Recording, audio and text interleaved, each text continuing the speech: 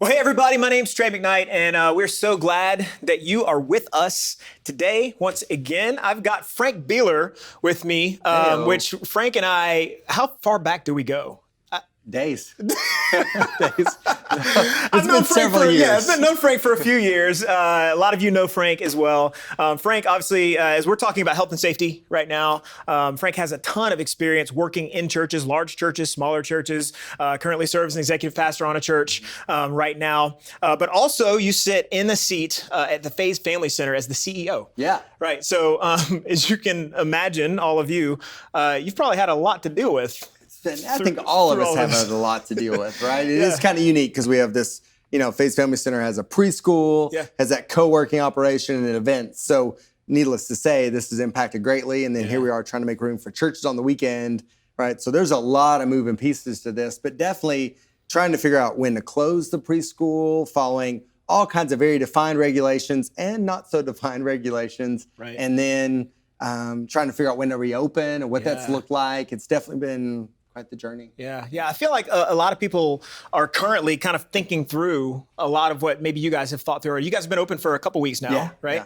Yeah. And so being in I think kind of nationwide, where obviously different jurisdictions, different governments are taking different time to figure out when can we reopen, when can we do things. So obviously churches are thinking through that right now. Yeah. When do we reopen? Asking all the questions kind of surrounding that. So I just wanted to ask you, how has the reopening been for you guys so far? Yeah, for sure. So one of the hardest things for me has been the fact that all of us independently, all our organizations have been wrestling and having these long meetings. Yeah. How do we apply this? And you're sitting there going, gosh, there's been so much time spent on this. And so I'm super thankful you're taking time to have a conversation this way so we can share some of that information, because it just feels like for weeks I was looking at the news and then trying to figure it out in my own little silo with this organization or this organization, and then you were doing the same thing. Enneagram 3. You don't want to ask for help, right? This is it's like I could have picked up the phone. You know me too well.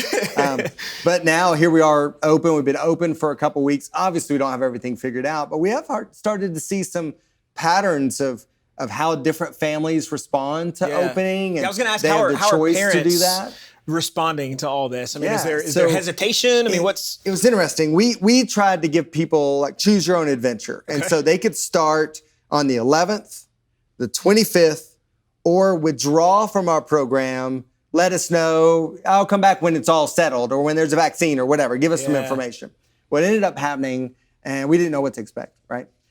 Around 30%, almost exactly 30%, were like, doors are opening, we're there. Wow. Like ready to go. Interesting. Most of the families, when they showed up, and we can kind of go over protocol and how we tried to apply all that, but most of them didn't have masks on. Yeah. They were still washing their hands, sanitizing and stuff, but they were pretty comfortable. But then 2 weeks later, you had just over 40% show up. Okay. And so now 70% are there. So that's growth. That's a good thing. That's growth. That's a good thing. 30% are kind of going, we love you, we're just not quite ready yet. Yeah. And maybe we don't even know when we're going to be ready yet, right? Sure. The honest conversation.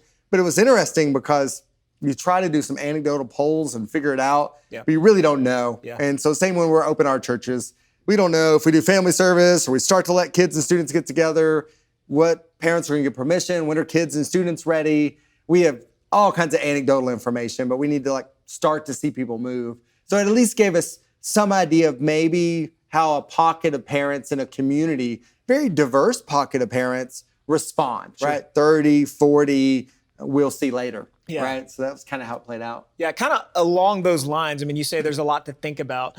What things did you guys have to think about in leading up to, before you open the doors? What questions did you ask yourself? So first, we had to wrestle with who are our audiences, right? So we had to think about our teachers and our staff. We've got a few staff members that are autoimmune compromised, and so that's a whole thing.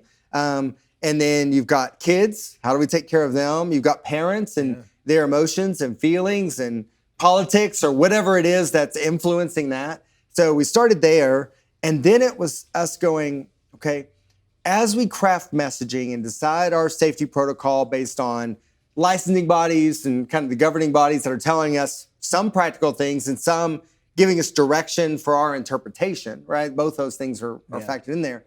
But in the midst of that, we just realized that we had to start with some parent messaging to say that, and I don't know that we say this well as a church typically, and in many scenarios, maybe it's not true. Maybe it's not true in this one, but I think it is. Yeah. And that's the whole idea of that. Whatever your decision is, it's a great decision. Yeah. If you're not ready for your kid to come back, you're doing awesome as a parent. Yep. You know, you're making the right decisions based on the information you have. Just that constant reinforcement. If you're ready to go, awesome, we're with you. We're going to do everything we can to keep your kids safe, but that constant partnership with parents to go, you know what?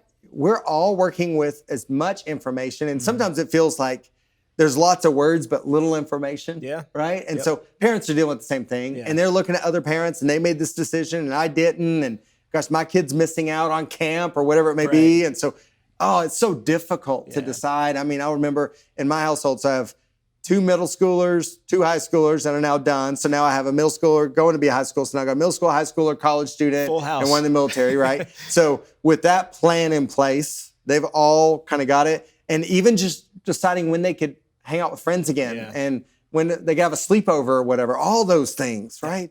So reassuring parents that we understand that, and that as we release a plan, we want to be as clear as possible with our plan, and you can figure out where you fit in. And giving that permission is going to be really, really critical, especially, I think, even more so with parents to students, because students may not always agree with what their parents want. 100%. Where preschoolers, they're kind of like, whatever the plan is. They just kind of go with the flow. They know, okay, what mommy? Yeah, cool, we're going to do that. Right. I totally get that. As I work with students as well. And it's been interesting, the organization that I work with in doing summer camps, the differences in the feedback that we get from parents and from our student pastors, our next gen pastors, and what the students are telling us on, it's for students, it's please don't cancel camp, it's all these things of like, whatever we got to do, let's make it happen. And then of course the parents are asking all of the questions, how do we do this? And I think there is a lot of value in what you were saying before on giving parents permission to think through it and make decisions for themselves. And us not try to, and certainly as youth pastors, it's probably one of my biggest coaching tips has always been for a youth pastor is never take a win at the cost of a parent, right? I know they don't get it. They don't understand. That's never an option, right? Yeah. So we're thinking through all that. So we got these different people groups that we've got to take care of. And we're thinking through that messaging. Now, how do we build a plan that's clear and concise with how we're going to reopen? So then it was, first of all, do we comply with all standards? Sure. Shouldn't we exceed those standards in some way? What does that look like? Right. Where do we want to exceed those? And where are we like, whatever they say is good? So figuring that out. And then figuring out, how do we give people multiple options to reenter? And I feel like, we recently developed a plan for our church that's like, we're going to do this for this month, then this, right? We got this kind of ramp up strategy, right? And then at the bottom, it's like, could all change, right? Yeah. To be determined if this is accurate. But we also have to say, you may not be ready to jump in here, but that's okay. Jump in here or jump in here. So giving that permission ended up being gold for us by saying there's multiple entry points. Yeah. Instead of being like, we're open on this day, and if you're a volunteer or if you're a student or you're a parent and you're not ready, then something's wrong with you because we've made the decision. So the church is simply sharing a plan, right? Like our preschool had to share that plan. And then we kind of say, how do you feel about that plan? Yeah. And how do we start to talk about, here's a way to enter and here's a way to enter. And if you want to wait till then, this is what it might look like, just to give some of that confidence. Yeah, it's amazing how the decisions and the communication that we put out, and I love how you're giving options for people to make decisions on their own, because I think that even that, without you explicitly saying it, you offer so much value in that and really say, hey, this is a partnership. This is something that we're kind of trying to figure out together. We're going to be here, but you make the decision that you need to make. So that's great. This word that I use a lot of time with our teams, sometimes if you're not careful, that feels squishy, right? It's like, okay, if you're not careful, you fall on the end of, but you don't really have a plan it's then, so undefinitive. Right? So it's like, okay. So we got to say, here's the plan. And we've got to be overly clear. And I believe to say, here's an overview of the protocols, but if you want to drill down, here's the specific chemical we're using for sanitizing, and here's the brand of mask. I mean, you can drill down as deep as you want to. So that's good for some people, but we're going to keep a good plan. We just want to let you know, we've determined what we think is best based on all the information we have. There's just room for you to figure out where it works for you, right? So Man, it's a both and, right? Yeah, Makes it tricky. that's good. Yeah, that's good. Squishy. I like that. Yeah. So once you get to opening day, you've been there for a couple weeks now. I'm sure looking back over the past couple weeks, there are probably things that you are seeing now. Once we can have a plan, we enact the plan, and then you learn from the plan. Oh, sure. So what things have you noticed maybe that have been missing from either the original plan or things you've had to implement in the 2 weeks since? Yeah, it's kind of interesting. When we were closed for almost exactly 2 months, 2 months and a couple days, right? That was our window. Now, we're a preschool, so we could have been open the whole time, right? We're exempt or whatever, whatever I'm trying to think. Essential. Essential, that's it. So we're essential. And so we didn't have to close, but we felt like that was best, 2 months. In the middle of that, we're like, how do we make most use of this time? Mm-hmm. So we overhaul our database and our billing system and do all this stuff. And it was funny because this was not the intent, but it would have been a huge mistake if it didn't time out this way. Opening day, Monday, we had all of our support staff there, along with all the teachers and directors and everything, because we felt like, oh, people are going to have issues checking in, or the system's not going to work, or they forgot their code or whatever. The interesting thing was the system launched fine, but parents needed to talk. Wow. They weren't ready to just follow the system. And so they would walk up, and some walked up and were like, bye, kid, and then they didn't leave. So our check-in protocol had no parents coming through the front door. So they check in at the door, we take kids. So all those adults that have encountered whoever never go into our space, right? So, but they lingered. They didn't hurry off to work because they were uncertain and they don't even know what work looks like right now. It's weird, right? And so they wanted to stay. And so we avoided a mistake because our team was there, ready, willing, and able to answer questions and encourage and make sure parents were talking. And so we may not have been staffed properly if it wasn't for a system overhaul that was there. But because the system overhaul was there, it actually taught us a big lesson that on the 11th when we opened, we had that. And then here we are going again on the 25th. We better have plenty of staff there because now you got a new round of parents coming in that aren't sure. So they're uncertain about things too. So I'm thinking, when I think about the church world, when it comes drop off for students or Sunday morning, everything's going to take longer. It's not, did we do the sanitizing of the QR check-in code so you don't even have to touch, and we bar scan your kid or whatever, put a sticker on their forehead, followed all the guidelines, and the parents are going to be like, bye, and it's almost like a mission trip, right? Suddenly they're going off, the kid's like a missionary going out there in the field, and then on the other side of it, the parents are still like, what do we do now? What do we do now? And so, especially having the kids home for all this time, it's like, well, that's exactly I don't know what to do with my hands. That's right. And so I think churches need to have ushers ready to go, because it's going to be the fourth song before some parents make their way into the service because they're wanting to check, and they're just wanting to be reassured that they're making the right decision. And what are we doing? And how's it going? And they just have questions that won't always fit in the info guide. Yes, you've said all those things. They can read them for themselves.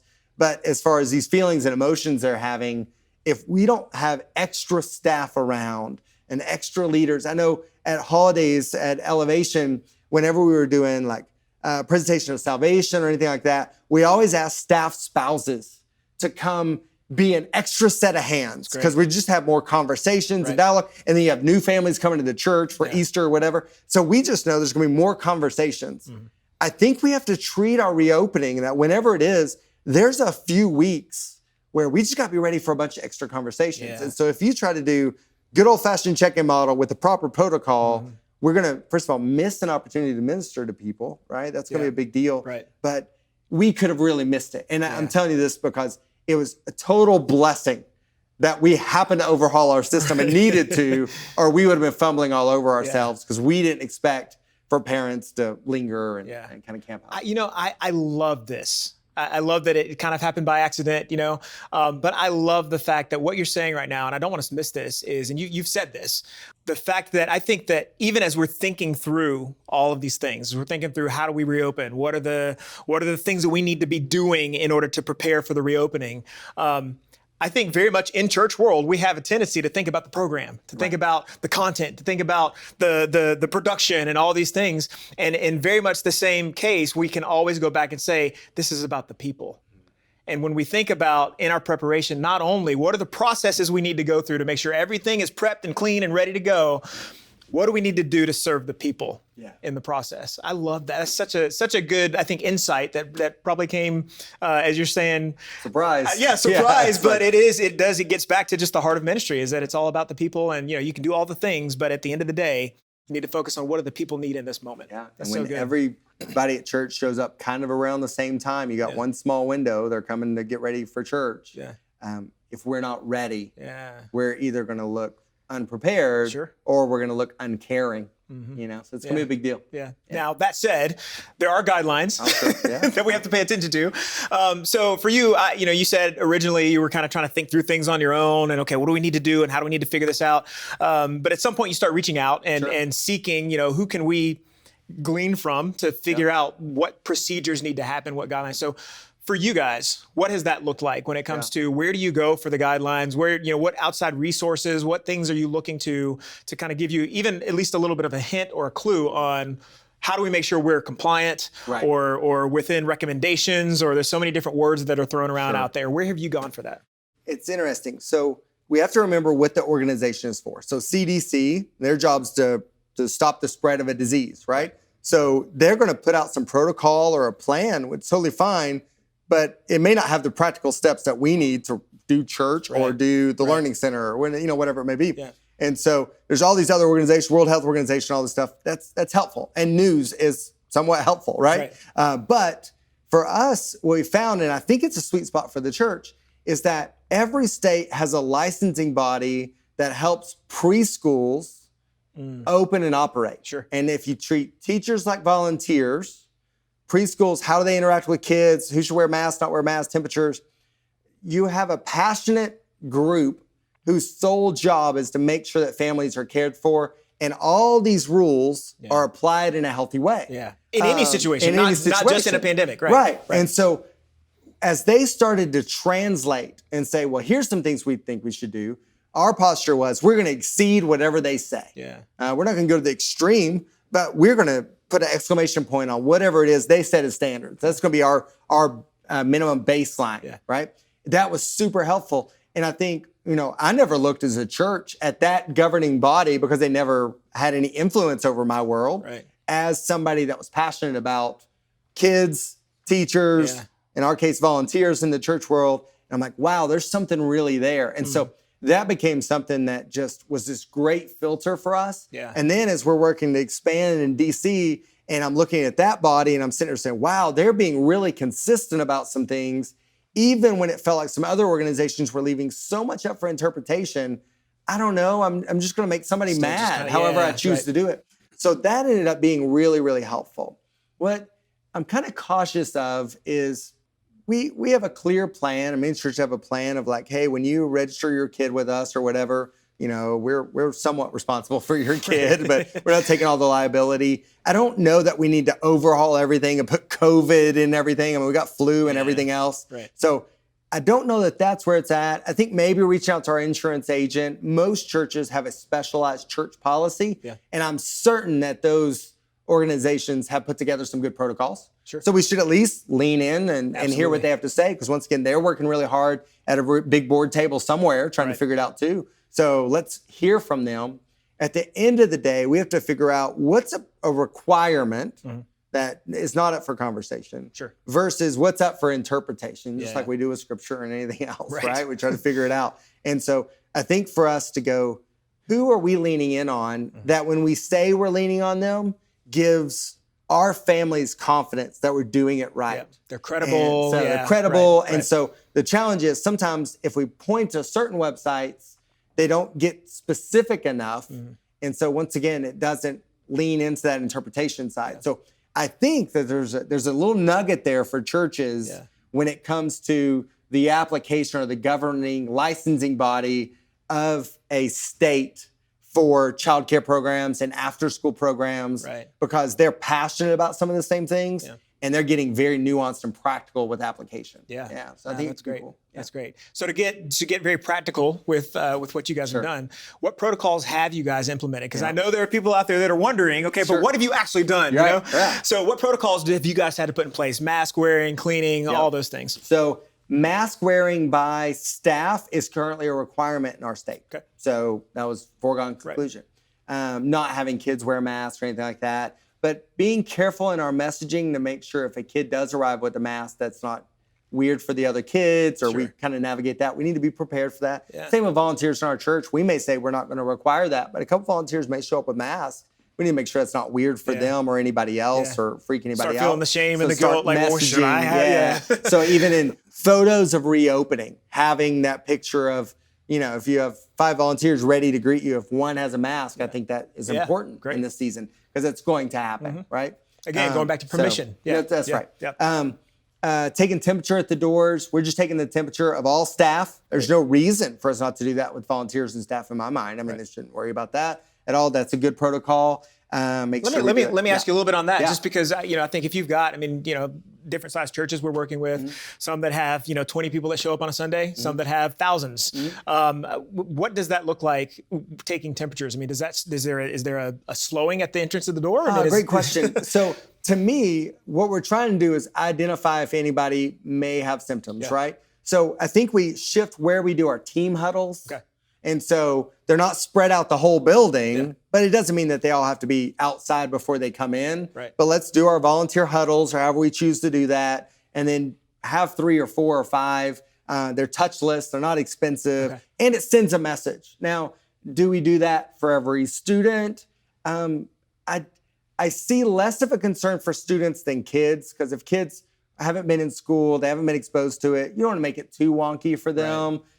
You could do that in a previous video of like, hey, you're going to see some people in some masks, and you're going to take your temperature, and give them toy temperature takers to try out or whatever. We could figure it out. There's a way to smooth it over. With students, I think it could become a norm, and it's okay. So I think it's a choose your own adventure. Like, it's not going to be a heavy requirement. I think it sends a message to parents and kids that we're not going to want somebody that's sick to walk in. Right. And we're going to be sensitive to that, because yes, somebody could be asymptomatic, right? And that's up for conversation. And we can't always eliminate that, but we can certainly eliminate if we know somebody's sick, and we're just kind of putting that barrier up. So that's one that I'm not convinced that it has to. We're doing it. We're doing it in a good, measured way, and it's working. Drop off and pick up, I think, is a really critical rethinking for student ministry on how far do parents get in. Sure. Let's narrow the amount of exposure. When I think student ministry, I think of a bunch of students crammed together with sweaty worship and games, right? And so with games, we're not doing games where we're all throwing around a ball, right? Because now everybody's touching it. We're just handing over the germs. So that's probably not right now. But there are plenty of other games we could play. And when we think social distancing for students, maybe we don't have massive sweaty worship together all crammed up front. Everybody comes to the front of the stage. It's like we have this giant room. They're all in a 3-foot, about 20-foot little band up front. Maybe we shouldn't do that. But social distancing may not be 6 feet apart by every student, but we're going to narrow their exposure. So to parents, we're saying, hey, we're going to have 10 kids together. So at phase, 2 teachers and 8 kids. Okay. Is our gathering no matter what. Great. So that's who's together. Each of those groups have their own bathroom. If they go to a common area, it's sanitized between the next group coming in. So we have sanitizing staff, literally, that go in and sanitize that. Sends a message. Now, there's all this stuff on the news. Do the germs live on that cup for 2 minutes or 10 days? I don't know. But it's us doing our due diligence to say if there are common areas, we're going to clean those. I do think if there's multiple services, we are sanitizing every day, every night, and anytime there's a room that's passed through by different groups of kids before they pass through. Right. So for us, there's little sprayers, kind of like the little backpack sprayers for like weeding your yard or whatever that you pump up. Oh, yeah. You can get chemicals that sanitizing that you can spray fabrics and beanbag chairs and all that. Not expensive. If you've got to flip the service really fast, there are these things called electrostatic sprayers. That same thing, they just dry faster, essentially. That's what I understand. I'm not a technician, but something like that. No, you're the expert now. Go for it. It's like, that's it. We're going to change my title at the end of this. I'm no longer CEO of Phase. I'm CEO of the electrostatic connections. Whatever. It's fine. It's fine. But I have done a lot of research on this, trying to figure out how do you flip a building and how do you get ready. And so I think treating, chairs in the auditorium and that's where people's minds are going to go to groups with students. They're going to go to buffets of food. We'll talk about that in a second. They're going to think about kids crammed together. So it's like, no, we're spaced apart. We may even do some worship together in a very large room. Right. We're going to be 6 feet apart from the next group of 10. So we're going to narrow your exposure to 10 kids. I don't know how to narrow it where everybody's 6 feet apart, but we are going to practice social distancing via small groups. Yeah. And so we could at least do that, because you may not have a facility where you have that many small group rooms where everybody stays alone the whole time. Right. So I think there are some little things like that. Yeah. I do think like we've got to go ahead and get our mind around in student ministry food. Yeah. And can't just open up a box of pizza and just have all the kids climb in, or everybody's scooping with the same handle. Right. That's just gone for a while. And so it's prepackaged individual food, Rice Krispie treats or whatever it is. I think that's kind of a have to right now. Yeah. I think you're asking for some heartburn and challenges if you don't address that one. Yeah, no, that's good. As we've had those conversations about big stuff for the summer, a lot of what you mentioned, we're implementing. We just released a document just the other day about some of the precautions that we're working on and that we will be taking this summer. Normally we have 1,600 people in our room, and like you said, it's like sweat worship. Everybody's up front. They're as close as tight as they can be, jumping, and and so we've already said, hey, we're probably going to split our sessions. We're going to do double sessions. We can reduce the number of people in the room so that we've got no more than however many number of people in the room. Everybody stay spread out. We've already told them, hey, no rushing the stage. You're going to maintain your seating area. I love the idea of small groups together, no more than 10. You can kind of get with the people maybe you came with, but nothing larger than that. And we've thought through the food as well. Thinking through instead of having everybody gather their food and eat it together under the pavilion, we've all been sitting across from the table, from somebody, and a piece of food hits you in the face or something, we're dealing with middle schoolers, right? Totally. So we're looking at a model to be able to have them grab their food there and then go eat as small groups on the beach or in your room or whatever. So that totally works. I think those things, and then it's like, okay, where are we propping the doors open so every single person's not touching the door on the way out? I mean, those are little things, but it's as we get to that nuanced level, it gives reassurance to parents that we're doing what's best for their kids. We're doing all the best we know how in light of what we've been called and asked to do. And I think that's all that can be asked of us, right? I think that, if I'm thinking about big stuff, I'm thinking about they all got to get there somehow. Right. So it's like, big stuff needs to produce a document that says, this is how you should sanitize your bus. Like, here's how you need to wipe everything down. And when the kids all get off to go to the bathroom, you're wiping everything down again or whatever. It's just best practices of going, we're putting the kids on the bus, but here's how we're keeping it safe and doing those kind of things. It's one thing I like to totally good things. I like to lead my team in is anytime we're thinking through the experience as a whole anyway, and this is, I think, so pertinent even now, is to actually, before you open your doors, walk through as if you're an attendee. Yeah. Think about all the things that need to happen from the time that they set foot on your campus, or as you said, before they even get there. What are things that they can be doing? What are things that you can be doing now as you're walking through as an attendee? You start to think about those little things. Oh, I've got to touch this door as I walk in. Oh, I've got to, I'm going to receive a bulletin from somebody as they're handing it to me. Maybe we don't do that now. But I think there's so much that we can get from actually experiencing it ourselves. And you start to pick up those little things. It's, okay, these are things we need to think about. How can we change this? How can we adjust it to make sure that we're doing everything we can, our due diligence? And the good thing is we can. And I think this isn't a good thing, but it is our reality. I expect most churches are going to open with less numbers. Yeah, sure. There's going to be a ramp up. It's inevitable. So you're going to have space. You're going to have to be like, you're not thinking through the day we closed. We had an epic Sunday and it was packed out. That's what we're coming back to.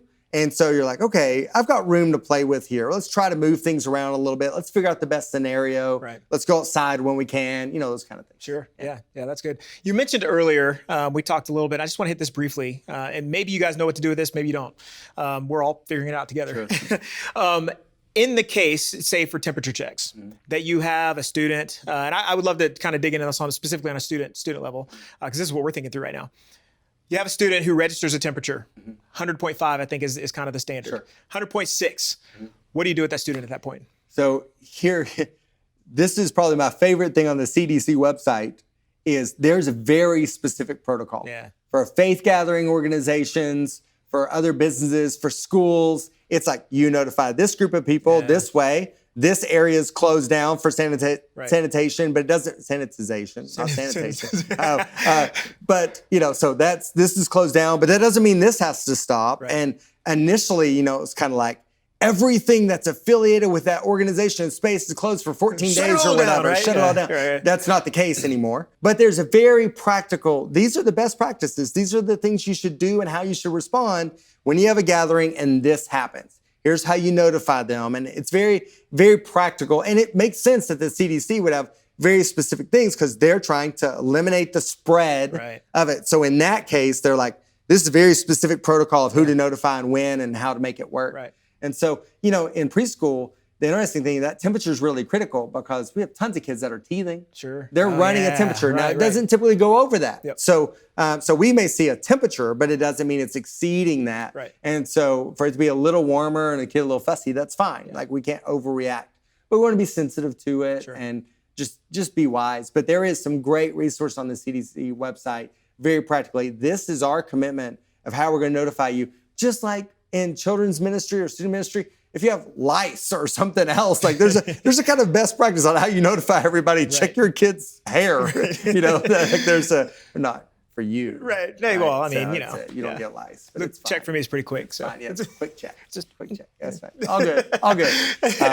But anyway, so there's a clear protocol. Yeah, that's good. Well, Frank, this has all been incredible information, and I don't want to belabor anything, but I do want to ask. I mean, as you guys have thought through this, as maybe from your experience or as you're thinking through continuing to move forward, what's the best way to communicate how you're keeping everyone safe to both parents and to students? Right. I think it's a good observation that they're two different people groups, right? Yeah. So it's much easier with preschoolers and parents because you're just talking to parents, right?